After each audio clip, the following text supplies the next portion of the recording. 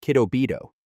As a genin under Minato Namikaze, the future 4th Hokage, Obito is literally a walking contradiction. On one hand, he's optimistic, always talking about teamwork and swearing he'll protect his friends. His dream is to become Hokage and prove everybody wrong. But on the other hand, he's always late, constantly tripping over his own feet, and super obvious with his crush on Rin Nohara. In the Uchiha clan, where you've got monsters like Itachi and Shisui shining since birth, Obito looks like a late bloomer. And with Kakashi Hatake, the literal genius of the team, as his rival, the comparison is brutal. Skill-wise, Obito's pretty average at first. He can throw out fire release techniques like the Great Fireball Jutsu. He uses standard ninja tools, but his taijutsu and tactics are kinda lacking. He's not weak, but in a clan full of absolute powerhouses, he's seen as the weak link. Then comes the Kanabi Bridge mission during the Third Great Ninja War, the turning point. Team Minato gets tasked with blowing up the bridge to cut off enemy supplies, and things immediately get dangerous. When Rin gets kidnapped, Obito and Kakashi rush to save her, but the stone ninjas catch on, and the two get completely overwhelmed by sheer numbers and way more experienced fighters. It's in that absolute desperation to protect Kakashi and Rin that Obito unlocks his Sharingan, and not just one Tomoe, he jumps straight to two. That's insanely rare, and shows just how much hidden potential he's packing. The two Tomoe boosts his reflexes and perception, and he even kills a stone ninja with those brand new eyes. But the hype barely lasts, because a cave-in crushes half his body. In what looks like his final moment, Obito does the ultimate bro move. He gifts Kakashi his left Sharingan, begging him to keep Rin safe. Now, if you've made it this far, welcome to the amazing world of anime. This is the place for true fans like you, where we celebrate all the magic, action, and emotions anime brings to our lives. You've watched, you've felt the hype, you've been lost in these beautiful fantasy worlds, but, have you hit that subscribe button yet? Right now, almost 90% of you are watching without subscribing. Just imagine, if everyone hits sub, we could build one of the strongest anime communities out there. So go ahead, click that subscribe button right now so you won't miss any new episodes, deep dive breakdowns, or awesome anime content coming your way. Thank you so much. Mangekyo Sharingan Obito. After the disaster at Kanabi Bridge, Obito Uchiha's story takes a brutally dark turn. The goofy ninja with dreams is dead, and what's left is someone on the path to becoming a straight-up tragic villain. When Obito wakes up in Madara's hidden cave, he's not the same kid with goggles anymore. Half his body is crushed beyond repair, rebuilt using Hashirama Senju's cells. His right side turns pale, scarred, and honestly looks almost alien. But those wood-release cells are insanely powerful. They give him superhuman durability, rapid healing, and stamina that completely outclass his old self. At this point, he still has his two Tomoe Sharingan, but under Madara's training, he learns to use it with deadly precision. He's faster, stronger, and sharper, but he's lost inside, still carrying that soft heart that wants to return to the leaf. The problem is, Madara's influence is always in the background, constantly twisting his mind. The real breaking point comes when Obito leaves the cave and sees Rin die right in front of him, killed by Kakashi's Chidori. That single moment shatters everything he believed in. The grief and rage explode, and Obito's Sharingan jumps straight from 2 Tomoe into Mangekyo, completely skipping the 3 Tomoe stage. That's insanely rare, and immediately, he unlocks his unique Mangekyo power, Kamui. Meanwhile, Kakashi also awakens his Mangekyo at the same time, but he straight up passes out and can't use Kamui until Shippuden. Kamui is absolutely busted. It lets Obito warp himself or parts of his body into a separate dimension, phasing through attacks like a ghost or sucking enemies straight into a swirling void. Combine that with his new Hashirama cell body and the backup of Guru Guru, the spiral white Zetsu, and Obito goes on a complete rampage. He slaughters the hidden mist ninjas with terrifying precision. At this point, Obito's power is honestly insane. He's got the Mangekyo Sharingan, Hashirama's cells, the ability to spam Kamui without going blind, and even access to wood release. Kishimoto basically turned the underdog into a monster overnight. The fake Madara. After Rin's death and making a deal with the real Madara, he literally rebrands himself as the legendary Uchiha. He rocks that iconic orange spiral mask with a single eye hole. His Mangekyo Sharingan is his ultimate cheat code. With Kamui, he can phase through attacks like a literal ghost, slipping in and out of space so fast nobody can hit him, chase him, or even figure out who he really is. Compared to the broken, crushed kid we saw after Kanabi Bridge, Obito here is sharper than ever. Obito's master plan kicks off when he sneaks into the early Akatsuki, all because he's aiming for Madara's Rinnegan that was implanted into Nagato. Pretending to be Madara, he pitches the Moon's Eye plan, but Yahiko, the original leader of the Akatsuki, flat out rejects it. Once Obito finds out Danzo and Hanzo are plotting to assassinate Yahiko, he coldly sabotages the rescue mission. Yahiko ends up dead, and this brutal tragedy completely shatters Nagato, letting Obito absolutely twist him into accepting the infinite Tsukuyomi plan. In the Hidden Mist, Obito goes even darker. He uses genjutsu to fully control the Three Tails Jinchuriki, creating a bloody era for the Mist Village that shows just how terrifyingly dominant his Sharingan really is. It's also here where he recruits Kisame, who becomes one of his most loyal allies. Years later, Obito sneaks into the Hidden Leaf. At Rin's grave, he overhears Kakashi talking about Kushina's pregnancy. He instantly seizes this golden opportunity. When Kushina's Nine-Tails seal weakens during childbirth, Obito makes his move. He unleashes Kurama and uses genjutsu to force the beast to absolutely tear through the village. The destruction is insane. Minato and Kushina are killed, Naruto ends up with half the Nine-Tails sealed inside him, and Konoha is left in ruins. Obito fights Minato during this attack, but yeah, Minato totally outclasses him and smacks him down, leaving a sealing mark on Obito. At this stage, Obito isn't quite stronger than his sensei, but the chaos he causes is absolutely devastating. Later on, as Uchiha Konoha tensions spiral out of control, Obito returns to fan the flames of rebellion. But he gets spotted by Itachi. Mistaking him for the real Madara and fully aware of how insanely powerful he is, Itachi makes a deal. Obito will help wipe out the Uchiha in exchange for leaving the village alone. Obito agrees, joins the massacre, and brutally kills even more Uchiha than Itachi himself.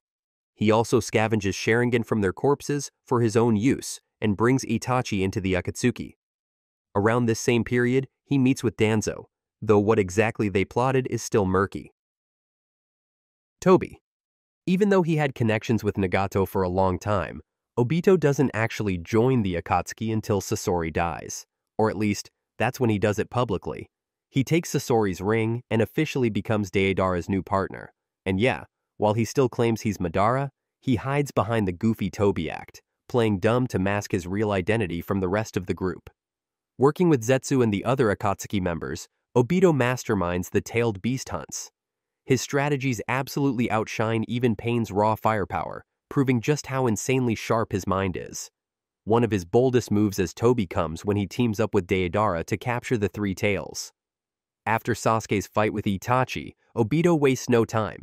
He approaches the young Uchiha, reveals himself as Madara, and drops a heavy tale about the Uchiha clan's bloody history. This speech is so twisted and convincing that it totally fuels Sasuke's hatred toward Konoha, pushing him deeper into the darkness. Obito's words are straight-up venom, twisting Sasuke's grief into a weapon, just like Madara once did to him. He pushes Sasuke into going after the Eight Tails and even briefly folds Team Taka into the Akatsuki, handing them those iconic black cloaks.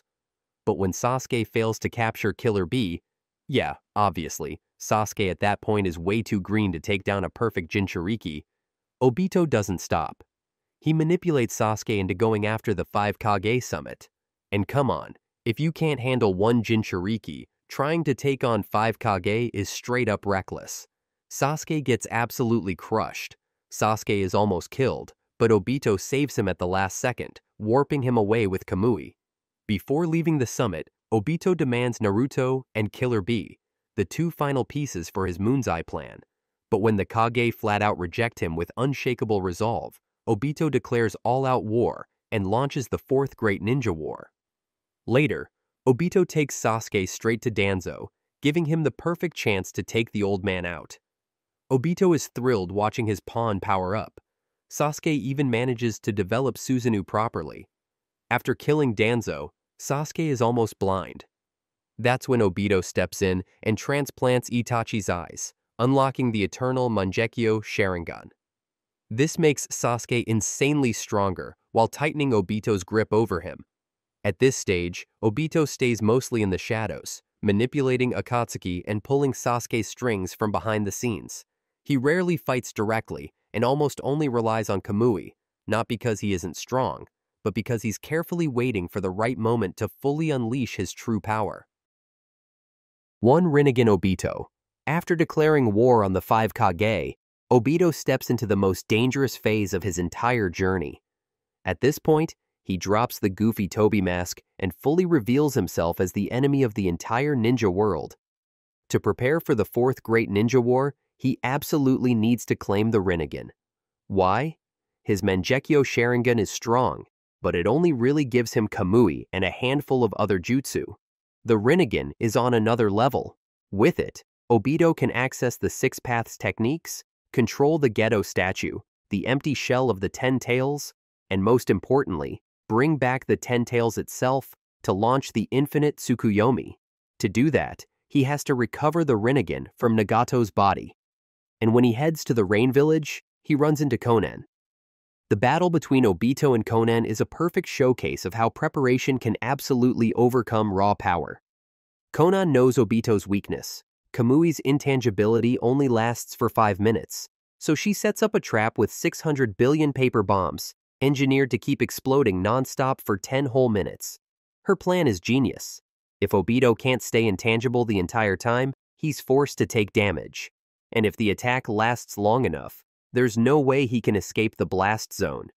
This is the first time since Minato that we see someone genuinely threatening Obito in direct combat, and Konan absolutely earns that respect. But Konan didn't know about Izanagi, the forbidden Uchiha jutsu that lets the user literally rewrite reality for a short time, at the cost of permanently losing 1 Sharingan. Obito sacrifices 1 eye to survive her insane paper bomb attack. And if you're wondering why he still had spare eyes after burning 1 out, well, that's because this dude had a whole eye bank stocked up from the Uchiha downfall. So yeah, he flips the fight, traps Konan in a genjutsu, finds Nagato's location, and kills her right after. With Nagato gone, Obito finally claims the Rinnegan. He implants it in 1 eye and stores away the other, since his body can only handle 1 at a time. This is where we get White Mask Obito, rocking Madara's legendary war fan, the Gunbai. The Rinnegan sits in his left eye, while his right eye stays as a Sharingan for Kamui. The result? A deadly asymmetry. Left eye for 6 Paths powers, right eye for phasing hacks. With the Rinnegan, Obito gains access to all 6 Paths abilities. But Obito doesn't use them like Nagato did. Instead of creating 6 pain corpses, he revives 6 Jinchuriki with Edo Tensei and controls them as his own 6 Paths. That's absolutely broken, because each Jinchuriki still fights with their tailed beast's power. When Obito finally faces Naruto, Kakashi, Guy, and Killer Bee all at once, it's the first time he's forced to fight seriously against multiple top-tier enemies. The battle shows off his insane tactical genius, combining Kamui with the Rinnegan's versatility. He uses Kamui not just to dodge, but also to totally mess with positioning, vanishing from 1 attack, and instantly reappearing behind an opponent to smash them with the Gunbai. Eventually, Naruto shatters his mask, exposing Obito's true identity. That reveal hits hard, especially with the old teammates reacting to who he really is. And this stage ends with the ultimate power-up. Obito resurrects the 10 Tails, absorbs it, and transforms into Jubito. From the very start, Madara's plan was simple. Obito was just a pawn. Once the 10 Tails came back, Madara would step in and become its Jinchuriki. But Obito had been plotting and grinding for years, waiting for this exact moment. There's no way he was just going to hand over that insane power the second he finally touched it. Him absorbing the 10 Tails himself, instead of letting Madara control it, was basically his first huge act of rebellion against the guy who manipulated him his whole life. When Obito merged with the 10 Tails, he essentially leveled up into a being with access to 6 Paths chakra, the kind of god-tier chakra only the Sage of 6 Paths and his direct bloodline ever had. This transformation into Jubito is easily one of the most dramatic and hype power-ups in the entire series. His whole body completely changed. He's now in glowing white robes, with horns on his head, and this absolutely divine aura radiating off him. Dude looked straight up untouchable. The 6 Paths chakra gave Obito abilities that totally transcend normal ninja techniques. The most important? The truth-seeking orbs, those pitch-black spheres floating around him that can literally erase anything. These orbs are made from all 5 chakra natures plus yin-yang release, meaning they contain the essence of every type of chakra. Because of that, they can deconstruct literally any jutsu that doesn't have 6 paths chakra behind it. When a normal jutsu hits one of these orbs, it just gets broken down at the molecular level and completely ceases to exist. Pure hacks. The power of the truth-seeking orbs as defensive tools is absolutely unprecedented in the Naruto universe. When Obito shapes them into a shield, he basically creates a barrier that no conventional attack can ever penetrate. This straight up erases the existence of any attack. To show just how broken this power is, look at the clash with the Edo Tensei Hokage. These guys represent the absolute peak of human ability. Hashirama with his legendary wood release, Tobirama with insane space-time jutsu, Hiruzen with total mastery over all 5 elements, and Minato with his godlike flying thunder god. And yet, when their techniques hit Obito's truth-seeking orbs, they just vanish, like they never even existed in the first place. One of the most insane moments is Tobirama using his mutually multiplying explosive tags. This jutsu can theoretically create infinite explosions. Remember, Conan's paper ocean, with 600 billion explosive tags, almost killed Obito before, but Tobirama's technique is even more destructive in scale and duration, and Obito survived it effortlessly, barely breaking a sweat, proving that 6 paths power operates on a completely different level compared to any conventional ninja ability. Then you've got Hashirama's acknowledgement that Obito is stronger than him with the 6 paths chakra. That's insanely significant. Hashirama was considered the strongest ninja in history up until this point, the man who could subdue all 9-tailed beasts at once. For him to admit inferiority? That shows just how absolutely massive the gap is between regular ninja powers and 6 paths abilities. But there's a turning point. Naruto discovering that the truth-seeking orbs can actually be countered by senjutsu, and understanding why is crucial. Senjutsu chakra is formed by combining spiritual energy and physical energy with natural energy from the environment. This makes it fundamentally different from normal chakra. Natural energy exists outside the usual chakra system, meaning that techniques boosted by senjutsu have elements that the orbs can't completely break down. When Naruto uses Sage Mode to attack, his jutsu don't just rely on chakra manipulation. They're empowered by natural forces themselves. That's why they can bypass the orb's seemingly absolute defense. The orbs simply can't nullify that type of energy. Still, senjutsu doesn't make Naruto equal in raw power to Obito. It just gives him a way to actually damage him instead of watching all his attacks get erased. And while all this physical chaos is happening, the psychological side of the fight is just as important. Naruto's infamous Talk no Jutsu comes into play again, his ultimate technique, with like a 95% success rate whenever things are at their bleakest. The allied shinobi forces, thousands of ninja from different villages, unite and fight together in perfect coordination. This unity directly challenges Obito's belief that humans are selfish and incapable of working together. It's living proof that the world he wanted to destroy still holds real goodness worth protecting. Finally, after the tailed beasts are ripped out of Obito, he accepts defeat and decides to turn back, to stand with his former enemies, now allies. Dual Mangekyou, Sharingan Obito. After Madara became the Ten-Tails Jinchuriki, he ripped the Sharingan straight out of Kakashi, went into the Kamui dimension, stole Obito's Rinnegan, and then threw a Sharingan back to him. This was a huge turning point, because for his entire life, Obito had been fighting with only one eye. Now, for the first time, he could finally unleash the full potential of the Uchiha bloodline.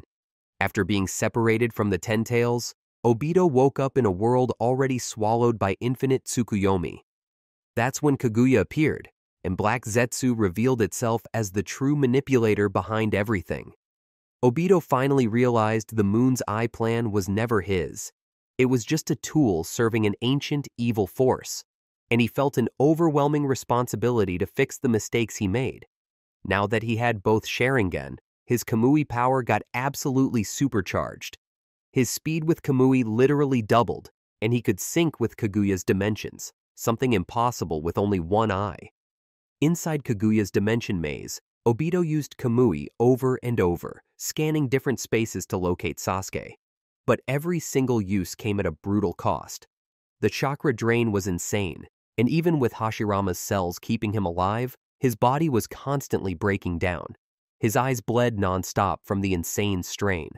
Sakura had to stay by his side, healing him and pumping chakra into him just so he could keep going.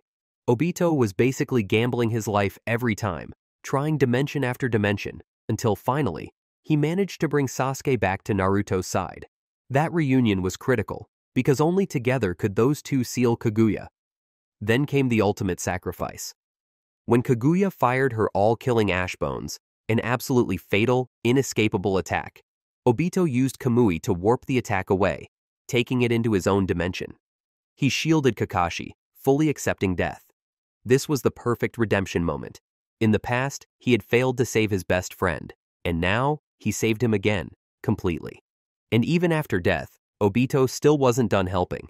His spirit passed on both of his Mangekyo Sharingan to Kakashi, along with the leftover Six Paths chakra inside him. This gave Kakashi the insane ability to use perfect Susanoo and both long-range and close-range Kamui in the final battle, helping deliver the finishing blow against the ultimate final boss. Alright, that's it for today. Thanks for watching, and we'll see you next time.